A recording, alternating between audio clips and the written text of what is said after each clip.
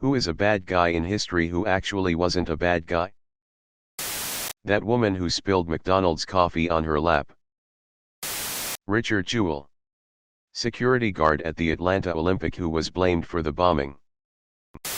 Nander the Relentless. Hades. He barely cheated on his wife and was loyal. He only kidnapped Persephone because Zeus told him to. He's a good father. He doesn't cause death, only what happens after. Also he named his dog Spot, adorable.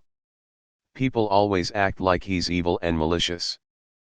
But in all reality he's a sweet guy. Herbert Hoover.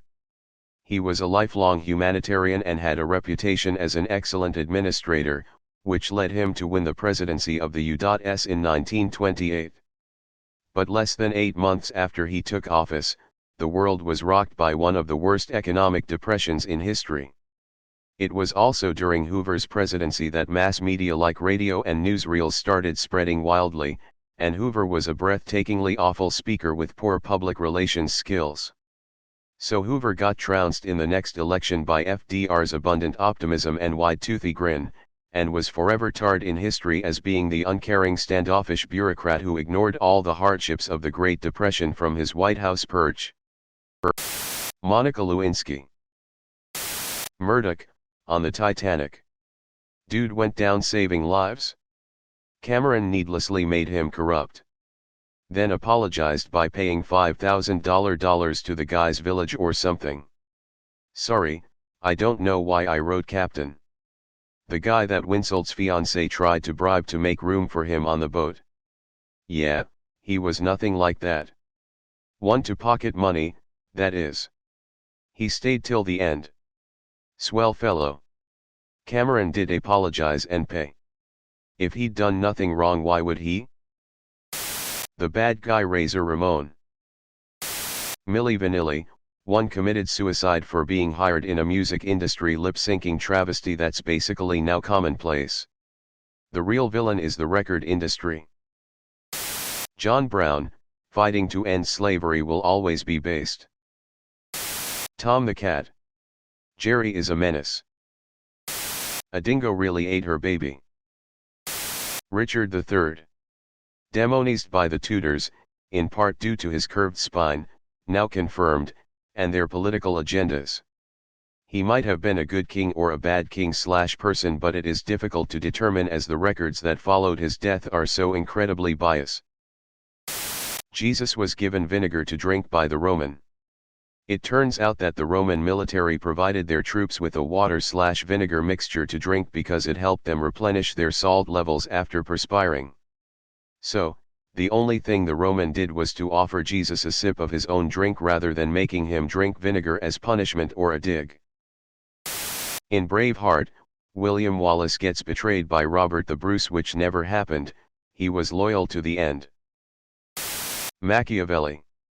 One of the most honest dudes in history, and his name is instead synonymous with villainy. Anyone that is familiar with the movie 300 is aware of how it sanitizes the Spartans and how it demonizes the First Persian Empire. The reality is that the First Persian Empire, or the Achaemenid Empire, was pretty forward-thinking for the era. This is the empire that freed the Jews from the Babylonians and gave the world the Cyrus Cylinder, which some regard as the first Bill of Rights. As for Sparta, it was a militaristic society based on social Darwinism, centuries before the birth of Charles Darwin, and it had a greater percentage of slaves than Persia ever did. Niccolo Machiavelli. Machiavelli didn't invent the idea of lying or ruthlessness. He made an observation about what worked and tried to get a new gig. Now his name is synonymous with heartless manipulator. And the award for the most dangerous question of the day goes to Captain Hazelwood of the Exxon Valdez. He is often pictured on the helm of the Exxon swaying drunkenly, going full throttle into the reef, talking like a pirate. What actually happened? Valdez's critical navigation equipment was out of commission, faxes sent to Exxon, and Exxon told them to sail instead. Coast Guard budget cuts removed vessel tracking in the area. Green and tired crew was on duty. Request was made to relieve crew. It was denied. XO, who was on con at the time, was inexperienced on the passage and neither requested pilotage. While Hazelwood did drink that day, he was not in command of the con at the time and was in his quarters resting. Hazelwood made a comment that he needed a drink because of how upset he was over the situation. Exxon's PR paid off the media to blame Hazelwood.